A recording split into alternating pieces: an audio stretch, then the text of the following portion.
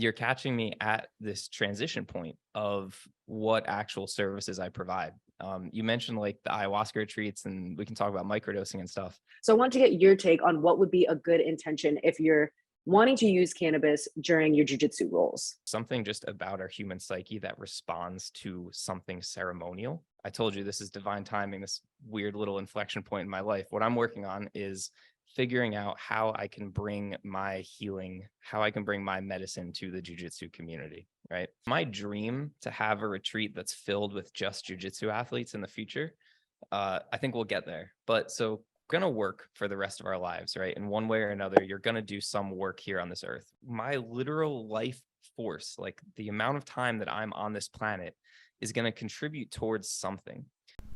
Before we dive into this interview with Dr. David Zwoboda, I wanted to preface that this interview happened in 2022, and then my hard drive crashed and life happened, and I haven't circled back to it until now. So a lot of things have happened since that interview. One of them being that David and his wifey that he met at an ayahuasca retreat had a baby. Congratulations. Second is that they brought to life a vision that they have been trying to put together for a long time, which he talks about in the interview I have with him. He mentions in the interview that it is one of his goals to create a seminar just for jiu-jitsu people to also use alternative medicine and really focus on healing past trauma, meditating, diving deep into the problems that they have felt in the past and somehow intertwining that with the world of jiu-jitsu. And I think that is something that a lot of people that do jiu-jitsu can resonate with, is that jiu-jitsu is something that really has helped with their mental health, but how can you even take it a step farther? And he has used his entire life force to create a healing energy among people that do jiu-jitsu, specifically in veterans as well. And if you are enjoying this video, please give it a like and maybe a comment. Send it to someone that might be helped by learning more about this topic. And all of your likes will help push this stuff to other people who could really use it. Dr. David Zwoboda, your content on Instagram is so helpful for someone struggling with injuries or, trying to get better in jiu-jitsu and have their mobility be better. What made you want to start promoting yourself on Instagram in that way? Well, first of all, thank you. None of the Instagram stuff comes naturally to me, so it's like been such a struggle just to produce content. So I appreciate that. But to your question of basically like, why did I start promoting stuff on Instagram? I guess it depends on how long of an answer you want, because this ultimately gets to like why I started my own business and left the clinic job behind. Do you want to hear like this whole tale? Yeah, I want to hear it because I heard a little bit of it yesterday on the live stream you did, that you were just in a Right, yeah. job that was so draining and you spent your whole life wanting to get that job and you had it and left it. So please tell. Yeah. So that's a pretty good summary, honestly. So like my entire life basically was leading up to going to grad school for physical therapy. Went to grad school, graduated, I got a job. I was working in just like a normal outpatient PT clinic. Honestly, it was like as good of a clinic as a PT could ever hope for.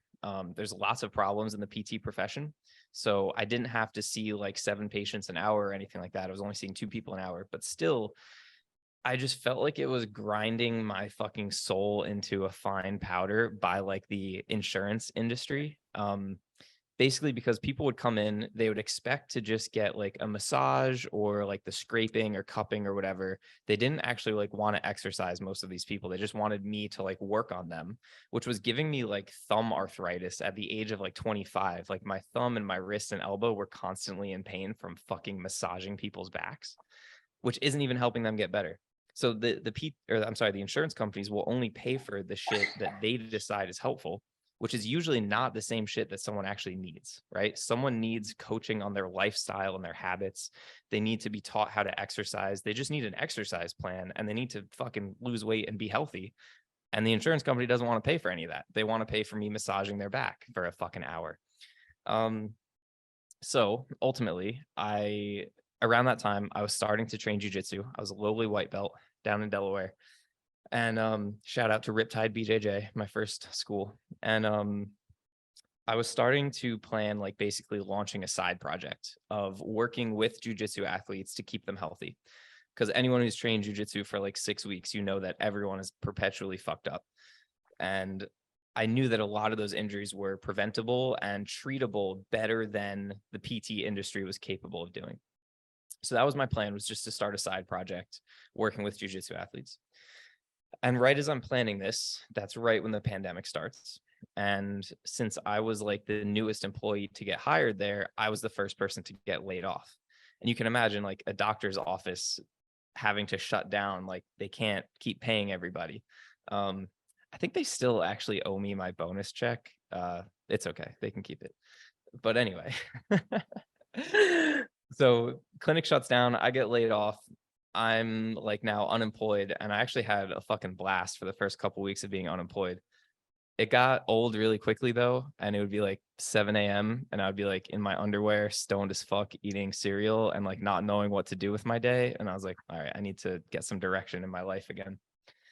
And so ultimately I decided to go from launching this side project to like, let's just make this my main job now. I realized like I never wanted to go back to that clinic. So I was like, I don't really have anything to do. I don't want to go back to my old job. So let's just go all in on this and just see where it goes. I've since been offered that job back. I've been offered other like clinic directorship positions, which I've actually turned down. I've talked about this before, but like I could be making a fuck ton of money right now if I took this clinic directorship / ownership position. And no part of me ever wants to go back to that system just because I don't believe in it whatsoever. So Wow. that was a really long-winded answer. I'm sorry. I feel like I just ranted for a while, but that's how I got to where I am now. That's really what I care about. I love that. And it's definitely a physical thing that people can do, doing the exercises, but you also focus a lot on the mental side, the emotional, the spiritual too. So when you're taking in clients, what is something that you tell them that you're going to be able to provide that maybe a regular physical therapist wouldn't be able to? Yeah, good question. And this is, it's just, you even mentioned divine timing before. I feel like doing this podcast right now is a little bit of divine timing for me because I love it. you're catching me at this transition point of what actual services I provide. You mentioned like the ayahuasca retreats, and we can talk about microdosing and stuff. I do all that work with my wife, and then I find myself being more passionate and more involved with that than with actually teaching someone exercises for their knee. So ultimately, I'll still answer your question of like what we do differently, but ultimately that's more of the direction that I want to move into, of helping jiu-jitsu athletes who maybe are feeling depressed or feeling like shit about themselves, helping them improve their relationship with their body and with their mind and with their spirit so that they can kind of have that ownership over their life and their wellness again. But to answer your question of like someone's coming to me, it's like, what are we going to do differently than anyone else? It starts really with understanding you and understanding your life, right? Because we're going to talk about changing your habits. We're going to talk about a little bit about changing your diet. I'm not a nutritionist, but that's an important factor. We're going to talk a lot about optimizing your sleep. We're going to talk about how you handle stress, because all of these factors at the end of the day play into how does my knee feel when I train jiu-jitsu, right? So of course, we're going to do the exercises. Of course, we're going to look at your range of motion. We're going to lay out like a workout program. But just to your question of like, what's so different about this, it's looking at you as a whole person. I'm not just looking at your knee. I'm looking at why does Alex's knee hurt when she trains 3 days a week and she wants to work on more wrestling, and this is important to her, but it's kind of holding her back. Does that make sense? I feel like I'm fucking really rambling today. Maybe that's because I was hitting my vape pen before this interview, but no, I love it. I love it. And I love that you're hitting the vape pen before this interview, because it kind of gave me, that's something I wanted to talk about, because I have used cannabis during my jiu-jitsu journey. And obviously I never really want to use it when I know that I'm going to be trying to learn a new move. But you talk about on one of your podcasts with your wifey about, I think it was your wifey. She was just talking about setting an intention with cannabis, and how instead of like, just smoking and then, going to do some laundry or going to get groceries and just going through the motions, how you can actually use cannabis as, a form of meditation and a tool to make it almost psychedelic and stuff. So for me, weed is more of like a pre-workout. So I've just been trying to really be like, okay, this is my intention with it, but I'm not really setting maybe as specific of an intention as I want. So I want to get your take on what would be a good intention if you're wanting to use cannabis during your jiu-jitsu roles. For sure. So intention setting is something that Cordy and I really put a huge emphasis on with our microdosing clients and with like people we take to do ayahuasca with us. And the reason is that it really transforms taking some substance from I'm just going to take this and have whatever time, or I'm going to pop this pill and hope for the best, or I'm just here for fun. It transforms it from something recreational to something deeply healing and medicinal. And it kind of comes from just creating a ceremony around something. I feel like that term gets tossed around. You hear about like morning rituals and stuff like that. But at the end of the day, there's something just about our human psyche that responds to something ceremonial, like it carries weight. And so to me, the intention setting is a way to just give some gravity to something that you're doing already. It could literally be grinding your coffee in the morning to make coffee. But as it pertains to this kind of stuff, like someone that I'm working with for microdosing, for example, as they take that microdose that morning, I teach them to set an intention to ask the medicine for something, to ask for help from this medicine. So as it relates to your question of setting an intention for, did you ask specifically of like using cannabis for jujitsu? Yes, Yeah. cannabis with jujitsu, and then we can also dive into psilocybin with Okay. jujitsu as well. Ooh, that's fun. So sorry, for getting back to the cannabis for the jujitsu, it can literally be as simple as, because this is probably the situation, is that you're driving to your gym, probably a 10th Planet gym in this case, and you're hitting your vape pen in your car, and maybe you sit in the parking lot and take a couple more rips of it before you walk in. I may know this from experience. So it can literally just be as simple as saying, man, I really hope that this weed helps me to have a great training session today. It doesn't have to be like some weird woo-woo language, but it can literally just be as simple as, I really hope that smoking this weed today helps me have a great day on the mats, or I hope this weed helps me unwind and like relax, or I hope this weed helps get me into a flow state today on the mats. Any little thing like that just puts that little nugget in the back of your mind of like transforming this from something you're not thinking about at all to, hey, there's a reason that I'm using this. There's something that I'm trying to get out of this. There's something that I would like to learn from this medicine. If I can approach it as a medicine that might help me and heal me, as opposed to just some other substance that I'm taking without thinking about it. And then in terms of psilocybin, would it change at all with your ideas on that, since it's a little bit, I guess, heavier than what cannabis would be? Yeah, so I don't think I would just take a microdose right before I went and trained, in the same way that I might smoke some weed right before I go train. I think this comes especially because Cordy and I are now creating an entire coaching platform around teaching people how to microdose to handle depression, anxiety, feeling like a worthless piece of shit. And so to me, that, yeah, you're right. The microdosing is a little bit more serious maybe than just hitting your vape pen. So each person is going to use language that resonates with them. Within the last month or so, I've actually gotten into praying, which is weird and not something I ever thought that I would be doing. But it's having like weirdly profound effects on my life. So that's kind of just the verbiage that I've been putting it in. So like if I were to microdose, there's probably going to be like 1 to 3 main things at any given time that I'm thinking about in my life. Right. So right now, I told you this is divine timing, this weird little inflection point in my life. What I'm working on is figuring out how I can bring my healing, how I can bring my medicine to the jiu-jitsu community, right? Because I'm realizing that doesn't just look like the physical therapy shit that I've learned before. It looks more like this kind of stuff. I would say something like, I pray that this medicine helps me to figure out the best way to bring my gifts to the world so that I can serve my creator and help my fellow man. So that's just creating an intention for the entire rest of my day is now going to be sort of defined by that. That gives me a context to view all of the interactions that I have throughout the day, right? Like if I get annoyed at something throughout the day, I can come back and remember that intention and say, what is this situation teaching me? Why is this irritating me?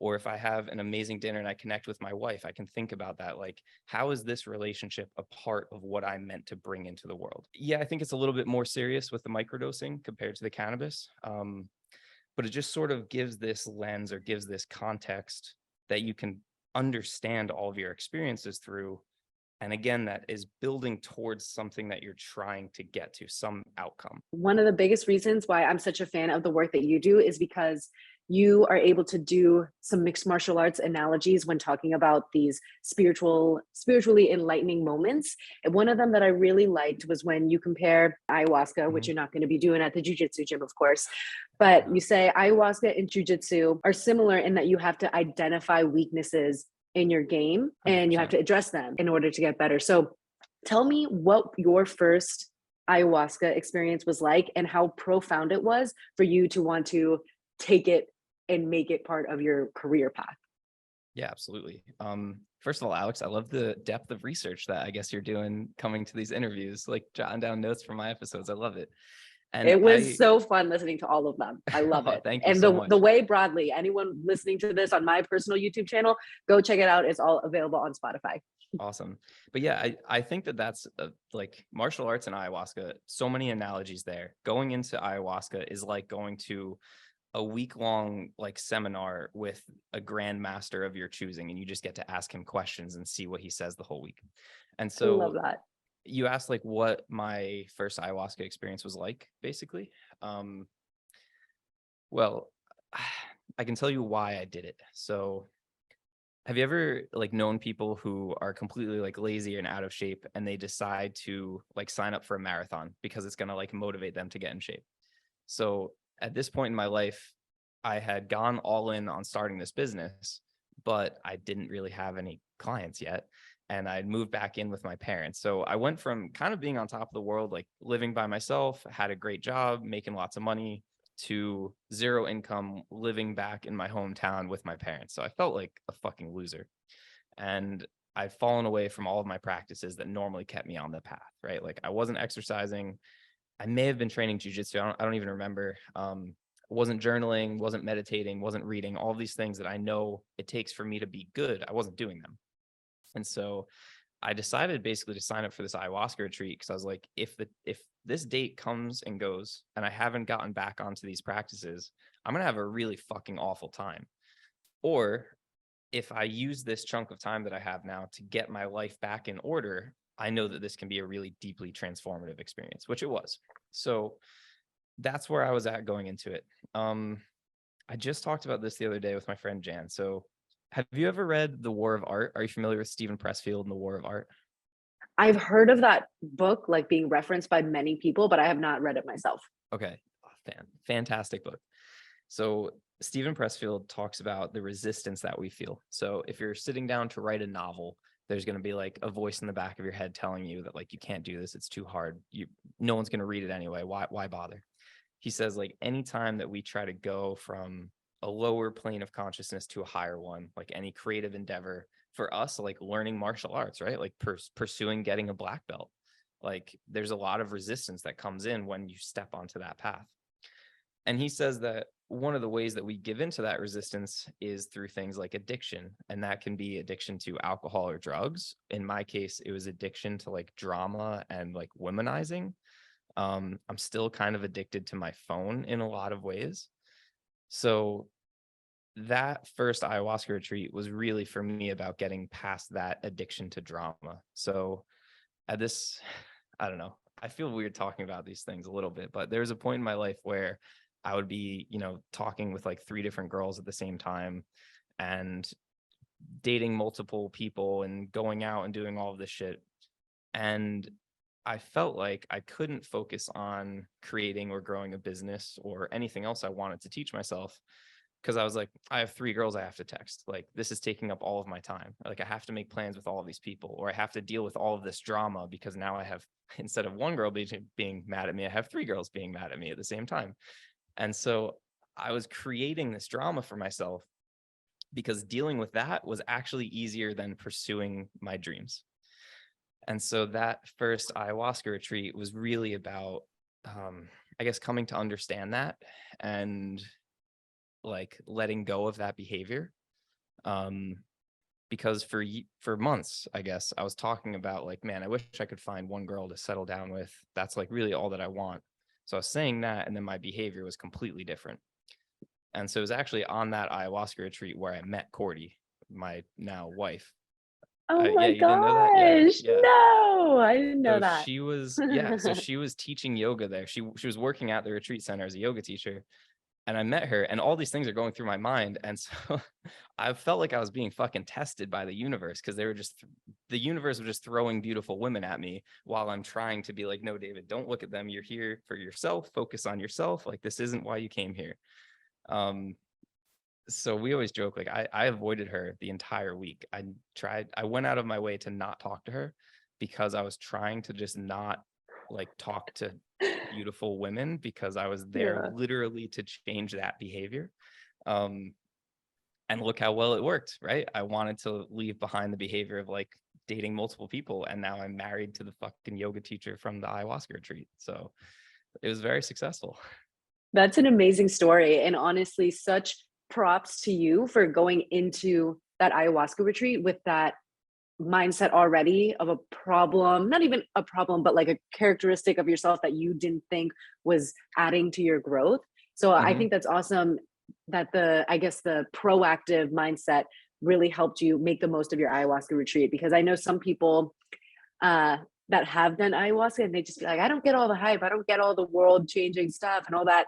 And I think it's different for everybody, but I definitely feel like that preparation is super important. I have not done an Totally. ayahuasca retreat before, but I have experimented with DMT, which is like just a fraction of how long an ayahuasca retreat would be.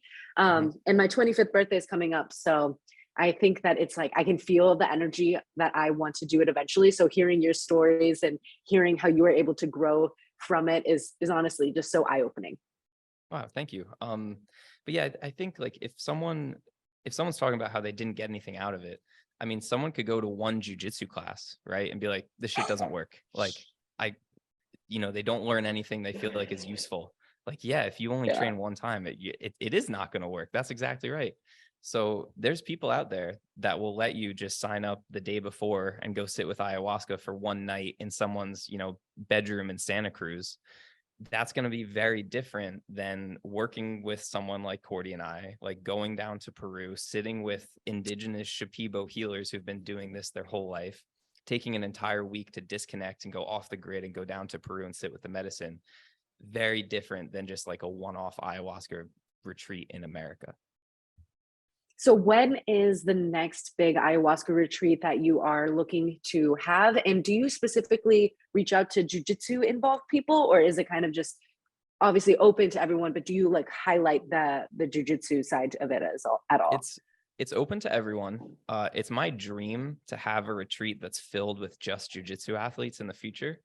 I think we'll get there. But so we work with a center that's really unique because it's owned and operated by indigenous people. Most centers are owned by Americans, and then they hire the indigenous people to work there. And that's Mm, kind of, it's not like inherently an issue, but they're like a for-profit corporation, right? So decisions are made mhm. at the end of the day to reduce their like risk of being sued and to maximize profit.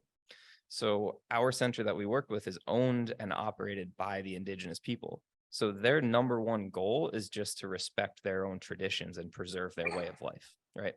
Interesting that you go to a place where it's run by the indigenous people. And I think that's so important because like you said, you left a job where you were making a lot of money and now you're transforming into this entrepreneur that kind of has to work from the ground up, and maybe money pouring in isn't exactly what's going on right now, but with genuine intention and care for people to grow to be their best self. I feel like that is what is the foundation of your business right now, and that's just so exciting Absolutely. to me because that's so important because you're gonna get the people that you want by cultivating that good energy, if that makes sense. That's what I'm shooting for. So it makes sense. And I appreciate you saying it. And I mentioned briefly before that like I was offered my old job back and I was offered this clinic director position. The reason I turned down this clinic director slash like part clinic owner position was because basically like we're going to work for the rest of our lives, right? In one way or another, you're going to do some work here on this earth, which means that like my literal life force, like the amount of time that I'm on this planet is going to contribute towards something. And I had the decision to make of like, do I want my literal life force supporting a system that I don't believe in anymore, being like the PT insurance clinical model? Or do I want that same life energy that would get spent somewhere? Do I want that to go towards building something I do believe in that doesn't exist yet? And that was a really fucking easy answer for me. That was very easy money to walk away from, because I didn't want to trade my soul for a system that I don't believe in. So same thing with the ayahuasca retreats here. We started a nonprofit organization this past year to directly support this center and provide scholarships to veterans with PTSD who can't afford it. So again, is starting a nonprofit on top of running 2 other LLCs easy? No, but is it something that I want my life's energy to go towards creating? Fuck yeah. So that's where we're at now. That's beautiful. And I'm so excited for this to reach the message of the people on my platform. But I can't wait also for your platform to continue growing. It's called The Way Broadly. Can you just tell the fans where they can catch this and what other information and type of content you're posting on there? Yeah, definitely. So the Way Broadly podcast, Spotify is probably the best spot for it. It's on Spotify, it's on Apple Podcasts, should be on Stitcher. Basically the idea there, I'm sure you're familiar with that quote, Alex, of like, when you know the way broadly, you see it in all things, from Miyamoto Musashi. And that's really the idea behind it. Is obviously I'm passionate about jiu-jitsu, but I can talk to anyone on earth. And as long as we're talking about what they're passionate about, it's going to be an interesting conversation, and we'll probably find a lot of carryover between jiu-jitsu and whatever it is that they're into. Because when you know the way broadly, you see it applied to absolutely everything out there. The podcast feed also has a ton of info about psychedelics and about our offerings, because I started doing some episodes with Cordy just to put some of this info out there. So we've got a series on microdosing, we've got a series on journaling, habit change, ayahuasca, all of that good stuff. Macrodosing as well, yes. While we're plugging stuff, I should mention, if you want info on the ayahuasca retreats, becomingohm.com is the best spot to go. So I've got like the jiu-jitsu PT company, and then we've got the psychedelic retreat company. So Becoming Ohm is the place for that.